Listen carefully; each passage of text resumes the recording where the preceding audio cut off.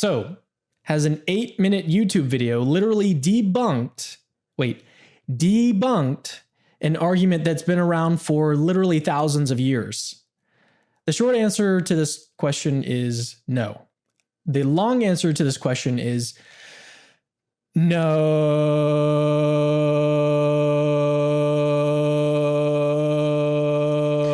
1 week ago, Cameron Bertuzzi, the guy behind the YouTube channel Capturing Christianity, released the first of his 3-part response to my video titled The Kalam Cosmological Argument Debunked.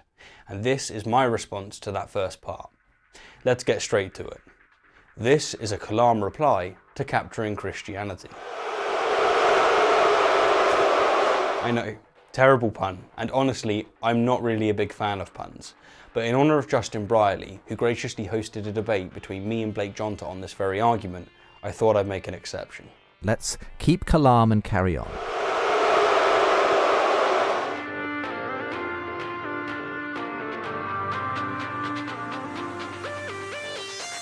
So before I address the first 2 objections, I need to make some initial comments. So first, Stephen's debunking of the Kalam cosmological argument is intentionally limited to what he calls the original, I'm using these a lot, the original Kalam cosmological argument. So let's watch. Now, while there are serious flaws with Craig's additional arguments, and while this video will indeed briefly cover some of these flaws, the main focus of this video is the original Kalam cosmological argument. So by original Kalam cosmological argument, Stephen is really referring to the premise-conclusion form of the argument, which goes like this. Premise 1, everything that begins to exist has a cause. Premise 2, the universe began to exist. From there it follows the conclusion, the universe has a cause. So we'll refer to this as the core syllogism, and this is a term that I'll be using throughout this series, so just keep it in mind. When I say the core syllogism, I'm talking about the premise-conclusion form of the argument. So what Stephen is saying here is that he's intentionally limiting his debunking of the Kalam cosmological argument to just the core syllogism. No, Cameron. As I said in the very clip that you played, the main focus of this video is the original Kalam cosmological argument. I didn't limit my critique of the argument to just the core, as you put it. I addressed the argument in its entirety. The original Kalam, which is how I'll refer to it from here on out, can be traced back to the Islamic Golden Age, and its earliest formation is attributed to al-Kindi, a 9th century Islamic scholar who proclaimed, "Every being which begins has a cause for its beginning." Now the world is a being which begins. Therefore, it possesses a cause for its beginning. Now that's pretty much verbatim what I addressed, isn't it? What's more, between the 10th and 11th century, Al-Ghazali refined the argument, though, crucially, he didn't add any premises. He did, however, and to be fair, frequently conflate the Kalam with his argument against infinity, and since William Lane Craig often does the same, I can at least understand the confusion.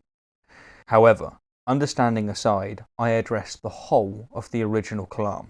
All of the additional arguments, all of the additional evidence is largely going to be ignored. This immediately starts to raise all sorts of red flags. By not addressing the arguments that go beyond the core syllogism, he not only misses out on a lot of potential answers to his objections, but he's also attacking like the weakest possible version of the argument. So we're unfortunately off to a bad start here, as despite me making very clear that I was addressing exclusively the original Kalam, Cameron has criticised me, and goes on to do so pretty much incessantly, for not addressing both subsequent formations and straight up additional arguments. Honestly, it's as if I've criticised William Shakespeare's rendition of Romeo and Juliet, and Cameron has responded by saying that I've intentionally limited my response to just that rendition.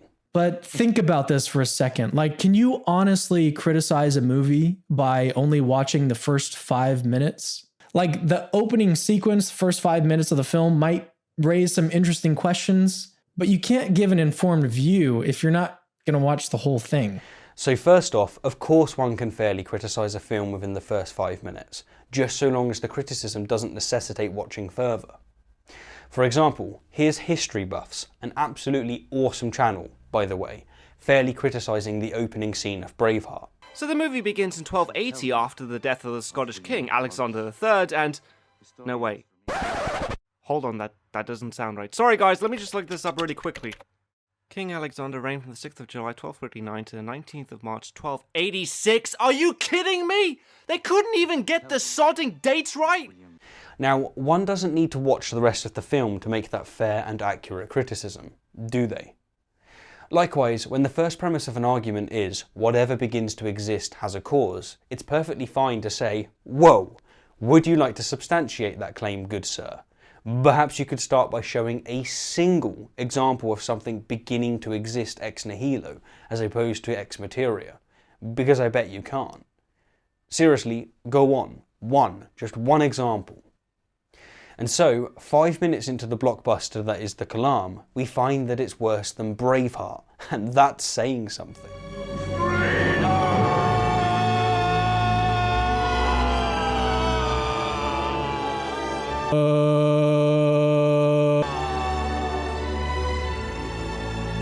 But to get back on track, and to make the more important point, I address the whole film, Cameron. The core argument, as you refer to it, is the whole film. It's not until much later that advocates produced remakes, if you will, in which they appended steps to actually get to theism.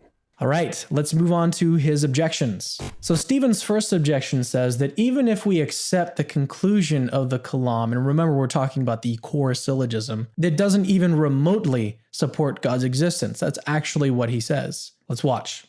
The first point to be raised, in my opinion, is that even if we accept the Kalam cosmological argument in its entirety, all it would prove is that there was a cause of the universe, and that's it. It doesn't even suggest, let alone prove, that this cause was a being. And it certainly doesn't suggest that this cause was a being that is eternal, omnipotent, omniscient, omnipresent, omnibenevolent, personal and moral. That is one hell of a leap. Hence, even if accepted, the argument doesn't remotely support theism. The first thing to note is just a reminder, really, that the only reason this objection is even possible is because Stephen has intentionally limited his discussion to the core syllogism. This would kind of be like complaining that Tony Stark isn't Iron Man because he's not Iron Man in like the first 5 minutes of Iron Man 1. I mean, yeah, Tony doesn't build the Mark 1 suit in like the first 5 minutes of the film, but you got to keep watching. Don't complain about stuff not happening if you're not going to watch the whole movie. So this is a false analogy fallacy, since Cameron's Iron Man comparison is not analogous in the way that he thinks it is.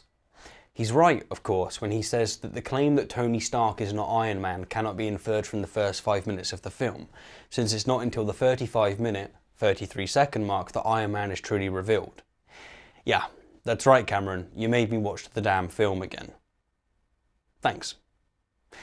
However, the criticism of the Kalam that I made, that he's referring to, is literally off the conclusion. Even if we accept the Kalam cosmological argument in its entirety, Cameron insists that it's not, that it's just the conclusion of the first half or core argument. Damn it, now I'm using these a lot. But the facts, the history, show that it is. The original Kalam, even if it was sound, would merely establish a cause of the universe, and that's it. It's spectacularly mundane. It wouldn't even establish an uncaused cause, or first cause, let alone an intelligent cause, a personal cause, or one that impregnated a damn virgin. And so when he says, the only reason this objection is even possible is because Stephen has intentionally limited his discussion to the core syllogism. He's simply wrong. I address the whole of the film, the whole of the original Kalam. These other versions that he's referring to are just that. Other versions. They're remakes which employ their own, albeit similar, narrative and direction. And so just like movies come in stages, so do most cosmological arguments. Okay, so Cameron rides this horse into the ground and then some, but I'll try not to do the same. Spoiler, I fail. Let's just get to his next argument.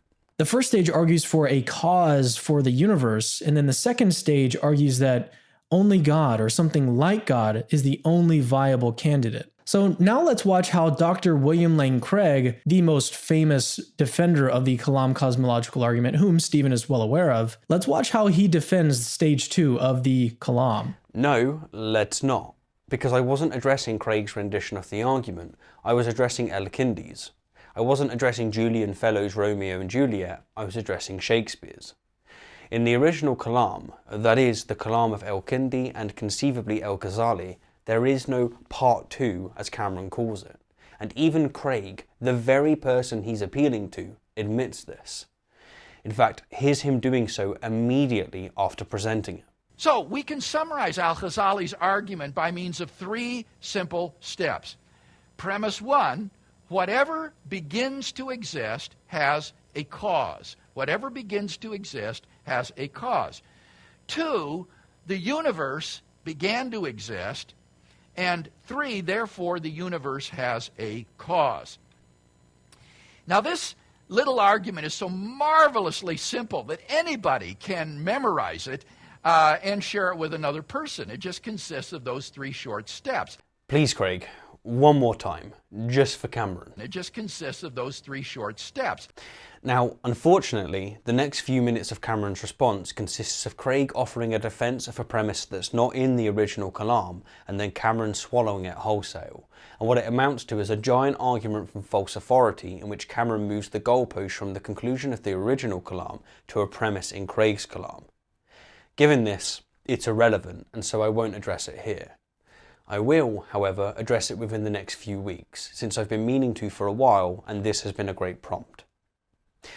Anyhow, Cameron then goes on to make a comment that I think is fair, but not to the extent that he does. What Stephen actually says is that the Kalam doesn't even, quote, remotely support theism. So strictly speaking, I think I was wrong to say that.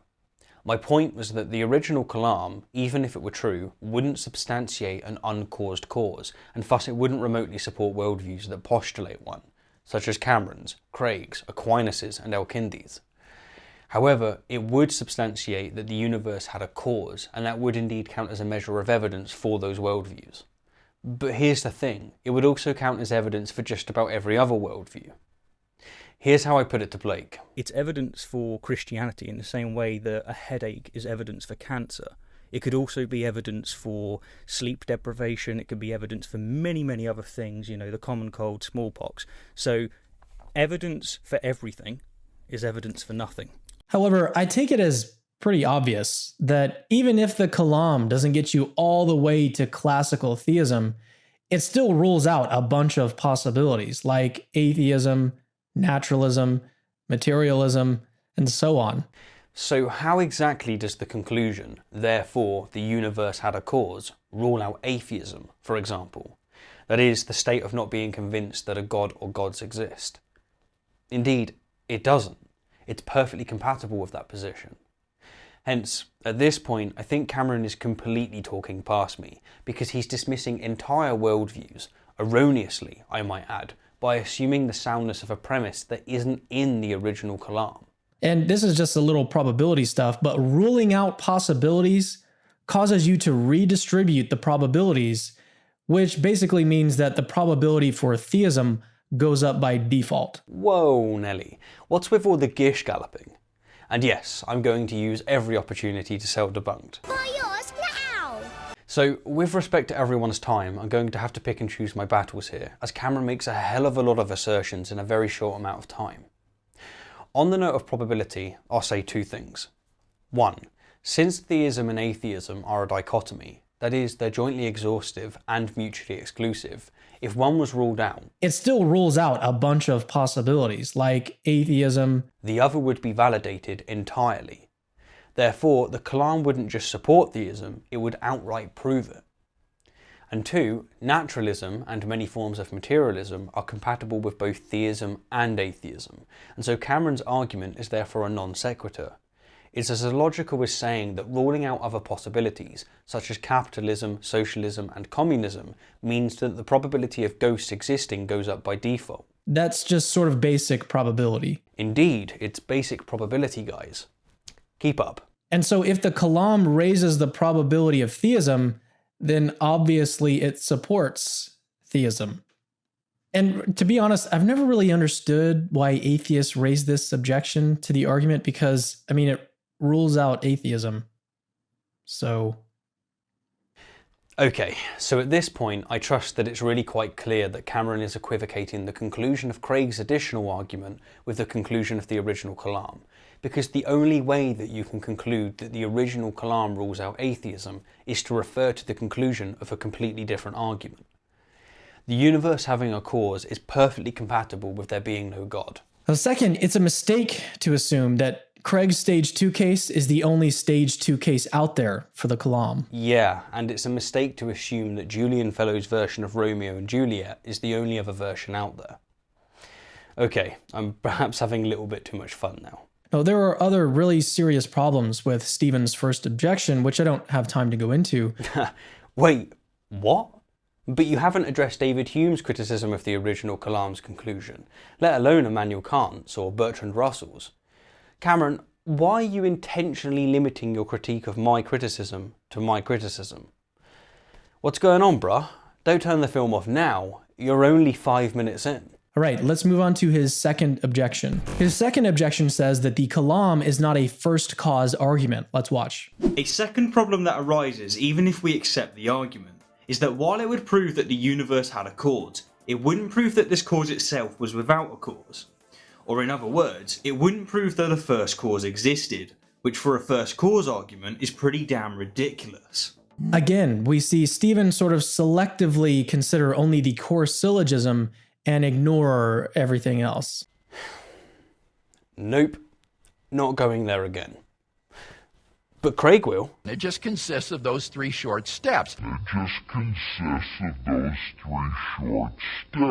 For Stephen, the core syllogism doesn't establish a first cause, therefore the whole Kalam discussion doesn't establish a first cause. Do you remember when, at the beginning, end, and several times throughout my video, I said that I was responding to the whole Kalam discussion? Me neither. Again, Cameron, I didn't misrepresent the original Kalam, I just didn't address your favourite rendition of it. But I'd like to make another point here, one that Stephen's followers and his listeners might not be aware of. In his published work, Dr. Craig gives several lines of evidence in support of the second premise of the Kalam, that the universe began to exist, and at least 2 of these rule out an infinite regress of causes. In other words, there must be a first cause. So first off, Craig's argument against infinity, which again I'll take on very soon, is given in the attempt to go from the conclusion of the original Kalam, that the universe had a cause, to the cause of the universe being itself causeless, or the first cause. It's an additional argument that requires additional premises. It's not, as you just said, Evidence in support of the second premise of the Kalam, that the universe began to exist. The criticism of mine that you're very loosely navigating assumes the second premise to be sound. Even if the universe began to exist, this wouldn't prove that it was brought into existence by an uncaused cause. Now, Craig might conflate his defense of subsequent premises within additional arguments with the original Kalam's second premise, but that doesn't change the fact that he's conflating them, and now you are too. Anyhow, before wrapping up, I'd like to tersely respond to an accusation that Cameron throws at me shortly after this segment, and that assertion is that I treat additional arguments, such as Craig's, as, quote, a bad thing. But the problem is that he treats these arguments as a bad thing and even mocks them. So Stephen says proponents of the argument employ additional arguments to reach their conclusions. Just think about that for a second. They employ additional arguments to reach their conclusions. In what possible world is it a bad thing to have additional arguments for your conclusions? I mean, is Stephen trying to tell us that atheists would have more respect for theists if we had less arguments for our positions? You're a good guy, Cameron, I can tell, but you're being very disingenuous here. I stated several times throughout my video that the proponents of the Kalam tend to use additional arguments to get to theism, and you even played several clips of me saying so. But I never said that having additional arguments is a bad thing. I like new arguments, I encourage them, but my point was that they are simply not part of the original Kalam. It's not that hard to understand. Now here's something that I think we can pretty much all agree is actually bad. Claiming that you've debunked an argument because its proponents have more arguments for their conclusions. Now here are just a few things we can all pretty much agree is actually bad. Strawmanning your opponent, moving the goalpost, appealing to a false authority, and failing to earnestly engage with your interlocutor. Now, there are many more points that I'm tempted to comment on, but doing so would take eons, and so I'll wrap up in unison with Cameron. In summary, we saw that Stephen intentionally limited his discussion of the Kalam to the core syllogism. No, I limited my discussion of the original Kalam to the original Kalam, because that's what I was addressing. The original Kalam. It just consists of those 3 short steps. I watched the whole film, bucko, and I ranked it below Braveheart. In response to his first objection that the Kalam doesn't remotely support theism, I pointed out that this is very misleading. Except it isn't. If true, the original Kalam would merely establish that the universe, like everything else, had a cause. It wouldn't establish an uncaused cause, and therefore it wouldn't support worldviews that presuppose one. The Kalam comes in 2 stages. No, it doesn't. Some formations of the Kalam can be conceived as coming in 2 stages, but not the original, which is what I was addressing. It just consists of those 3 short steps. We then looked at Dr. William Lane Craig's stage 2 analysis of the cause of the universe, Which is to say, we then looked at an analysis of a premise that isn't in the original Kalam and swallowed it wholesale. In response to his second objection that the Kalam isn't a first cause argument, I pointed out that A, the wider discussion of the Kalam rules out an infinite regress of causes. Which is to say, you insisted that Craig's defense of a premise, which again isn't in the original Kalam, rules out an infinite regress of causes. And then B, looking down on the fact that your opponents have more arguments against your position is just philosophically naive. Again, I didn't look down on theists for having more arguments. I simply made clear that theists have to employ additional arguments to get anywhere near their theistic conclusions. Alright, I hope you enjoyed part 1 of this series. No, unfortunately not. You know, I've seen you debate others in the past, Cameron, and you strike me as a really nice guy, but you've seriously dropped the ball here. Your video can be boiled down to you moving the goalpost, appealing to a false authority to substantiate the new net, and then strawmanning me to make me seem utterly disingenuous. And in doing this, you've completely failed to actually engage my criticisms. I've said that the original Kalam isn't actually a first cause argument, and you've replied by saying, actually, Craig's Kalam is. Given this, I've got an idea. Rather than making part 2 and 3 of your series, or in addition to you making them, how about you and I just have a friendly debate? It seems that you too find the original Kalam to be pretty poor, and so we can debate whatever rendition you find the most convincing, such as Craig's. If you're game, hit me up and we'll make it happen. If you're truly and earnestly interested in the truth, like me, I'd wager that having an actual discussion will be fruitful. Anyhow, join me next time as we criticise history buffs for intentionally limiting their critique of Mel Gibson's Braveheart to Mel Gibson's Braveheart, and for not addressing the historian Alan Orr Anderson's rendition. If there is one movie that can drive a history buff absolutely livid, it is this one. Almost every single piece of information provided is completely false. Anyhow, I'm Stephen Woodford, and as always, thank you kindly for the view, and an extra special thank you to my wonderful patrons and those of you who have supported the channel via other means, such as buying a copy of Debunked. Buy yours now! Until next time, my fellow apes. Until next time.